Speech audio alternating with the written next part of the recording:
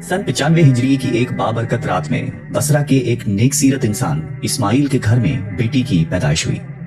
घर में 3 बेटियां पहले से थी, ताहम चौथी का नाम राबिया रखा गया।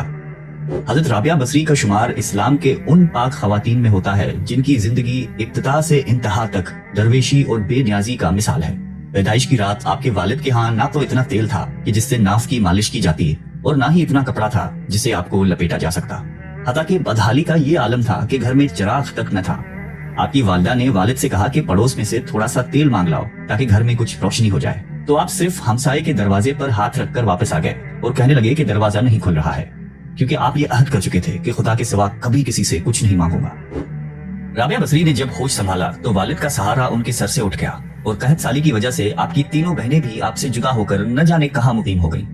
आप भी एक तरफ को चल दी और एक जालिम ने पकड़कर जबरदस्ती आपको अपनी कनीज बना लिया और कुछ दिनों के बाद बहुत ही कलील रकम में फरोख्त कर दिया और उस शख्स ने अपने घर लाकर बेहद मुशक्कत आमेज काम आपसे लेने शुरू कर दिए। एक मर्तबा आप कहीं जा रही थीं कि किसी नामहरम को अपने सामने देखकर इतने जोर से गिरी कि हाथ टूट गया। उस वक्त आपने सर बसजूद होकर अर्ज किया कि या अल्लाह, मैं बेयारो मददगार पहले ही थी और अब हाथ भी टूट चुका है, इसके बावजूद मैं तेरी रजा चाहती हूँ। चुनांचे निदाए गैब आई कि ए राबिया, गमगीन न हो, कल तुझे वो मर्तबा हासिल होगा कि फरिश्ते भी तुझ पर रश्क करेंगे। ये सुनकर आप खुशी खुशी अपने मालिक के यहाँ पहुंच गई और आपका ये मामूल रहा कि दिन में रोजा रखती और रात भर इबादत में सर्फ कर देती। एक शब जब आपके मालिक की आंख खुली तो उसने हैरत से चारों तरफ देखा और उस वक्त एक कोने में आपको सजदे में पाया और आपके इर्द गिर्द नूर देखा, जबकि आप अल्लाह ताला से ये अर्ज कर रही थी कि अगर मेरे बस में होता तो हर वक्त तेरी इबादत में गुजार देती, लेकिन चूंकि तूने मुझे गैर का महकूम बना दिया है इसलिए तेरी बरगाह में देर से हाजिर होती हूँ। ये सुनकर आपके आका बहुत परेशान हो गए और ये अहद कर लिया कि मुझे तो अपनी खिदमत लेने की बजाय उल्टी इनकी खिदमत करनी चाहिए। चुनांचे सुबह होते ही आपको आजाद कर दिया और फरमाया कि आप यहीं कयाम फरमाएं तो मेरे लिए बाइसे सआदत है। वैसे आप अगर कहीं और जगह जाना चाहें तो आपको इख्तियार है। ये सुनकर आप हुजरे से बाहर निकल आए और जिक्र शुगल में मशगूल हो गई। आप शबो रोज में 1000 रकात पढ़ा करती थी और गाहे बगाहे हजरत हसन बसरी के वाज में भी शरीक होती। एक रिवायत में यह भी है कि इब्तिदा में आप घाटी बजाती थी, बाद में तौबा तायब होकर जंगल में गोशा नशीनी अख्तियार कर ली। आपने उलूम ज़ाहिरी हासिल करने के लिए कूफे का रख्त सफर बांध लिया, जो अपने वक्त में बहुत बड़ा इल्मी मरकज था। वहां से पहले उन्होंने कुरान हकीम हिफ्ज किया, उसके बाद दरवेशी और हदीस की तालीम हासिल की।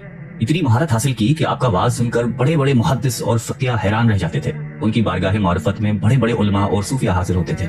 उनमें सरे फहरिस्त इमाम सुफियान थौरी हैं, जिन्हें अमीरुल मोमिनीन फिल हदीस कहा जाता है। उसके अलावा हजरत मालिक बिन दीनार रहमतुल्लाह अलैह भी हजरत राबिया बसरी से निहायत अकीदत रखते थे। हजरत राबिया बहुत कम गुफ्तगू करती थी, अगर कोई सवाल पूछ लेता तो मुख्तसर जवाब देती थी। हर बात में कुरानी आयात का हवाला देती। जब लोगों ने उसकी वजह पूछी तो फरमाया कि इंसान जो कुछ बोलता है फरिश्ते उसे लिखते हैं, इसलिए कुरान की आयतों के सिवा कुछ नहीं बोलती कि कहीं मेरे मुंह से बुरी बात न निकल जाए जिसे फरिश्ते लिख लें। हजरत इमाम गजाली रहमतुल्लाह अलैह अपनी किताब इहया उलूमुद्दीन में फरमाते हैं कि हजरत राबिया ने अपने अशार में गरज और आरजू की जिस बहस का जिक्र किया है उससे मुराद अल्लाह ताला के एहसान और इनाम है जो वो अपने बंदों पर रवा रखता है, और जिस हुबे इलाही का जिक्र किया गया है उससे मुराद दीदार इलाही और जमाल खुदाबंदी है, और यही मोहब्बत सबसे बेहतर और बरतर है।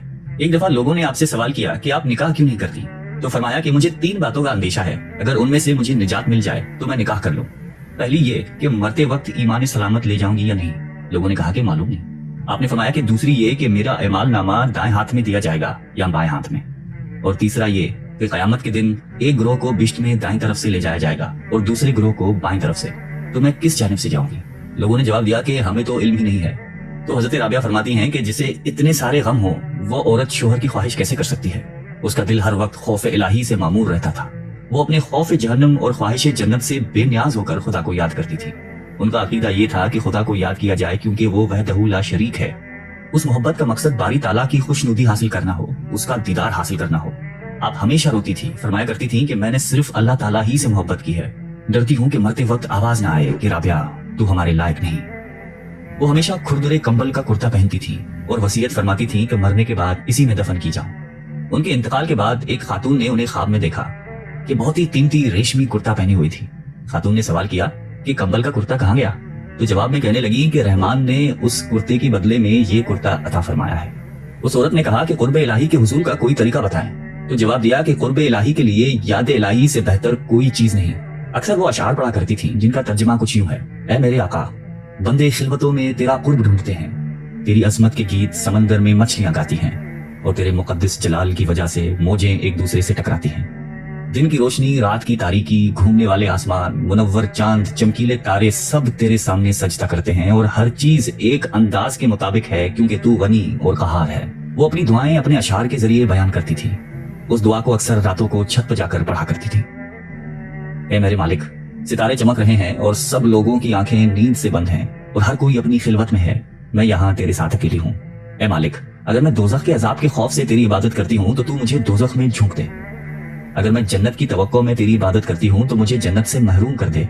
लेकिन अगर मैं महज तेरी खातिर इबादत करती हूँ तो मुझसे अपने हुस्न लाजवाल को पोशीदा न रखना। वो फरमाती थी कि कोई इंसान किस तरह तौबा कर सकता है जब तक उसका मालिक उसको उसकी तौफीक अता न करे और उसे कबूलियत न बख्शे। अगर वो तुम्हारी तरफ रुख करेगा तो तुम भी उसकी तरफ रुख करोगे। फरमाती थी कि अल्लाह ताला से किनात पसंद दिल मांगो, ये बहुत बड़ी नेमत है। दिल को काबू में रखना और अख्तियार होने पर नाजायज ख्वाहिशों को रोकना मर्दानगी है। एक मरतबा लोगों ने अर्ज किया कि आपकी शीरीन बयानी तो इस काबिल है कि आपको मुसाफिर खाने का निगरान मुकर्रर कर दिया जाए। फरमाया कि मैं तो खुद ही अपने मुसाफिर खाने की मुहाफिज हूँ, क्योंकि जो कुछ मेरे अंदर है उसे बाहर निकाल देती हूँ और जो मेरे बाहर है उसको अंदर जाने नहीं देती। इसलिए मुझे किसी की आमदोरफ्त से कोई सरोकार नहीं है, क्योंकि कल्ब की निगहबान हूँ, खाकी जिस्म की नहीं। एक मरतबा आपसे सवाल किया गया कि आप इबलीस को दुश्मन तसव्वुर करती हैं। फरमाया कि मैं तो रहमान की दोस्ती में मशगूलियत की वजह से इबलीस की दुश्मनी का तसव्वुर ही नहीं करती। आलम ख्वाब में हुजूर अकरम सल्लल्लाहु अलैहि वसल्लम ने आपसे फरमाया कि क्या तू मुझे महबूब रखती है? तब राबिया ने अर्ज किया कि वो कौन बदनसीब होगा जो आपको महबूब न रखता हो, लेकिन मैं तो हुबे इलाही में ऐसी गर्क हूँ कि उसके सिवा किसी की महबूबियत का तसव्वुर तक नहीं आता। यही वजह है कि मैं किसी की महबूबियत का एहसास तक बाकी नहीं रखती। लोगों के इस सवाल पर कि मोहब्बत क्या शय है, आपने फरमाया कि मोहब्बत अजल से है और अबद तक रहेगी, क्योंकि पूरे आलम में किसी ने उसका एक घूंट तक नहीं चखा, जिसके नतीजे में मोहब्बत अल्लाह ताला में जम होकर रह गई। एक मरतबा किसी ने सवाल किया कि आप जिसकी इबादत करती हैं क्या वो आपको नजर भी आता है? तो फरमाया कि अगर नजर ना आता तो इबादत क्यों करती? लोगों ने जब आपसे सवाल किया कि खुदा बंदे से किस वक्त खुश होता है, फरमाया कि जब बंदा मेहनत पर उस तरह शुक्र अदा करता है जैसा कि नेमत पर अदा करता है। आप अक्सर फरमाया करती थी कि सिर्फ जबानी तौबा करना झूठे लोगों का फेल है, क्योंकि अगर सच्चे दिल के साथ तौबा की जाए तो दोबारा कभी तौबा की जरूरत पेश ना आए।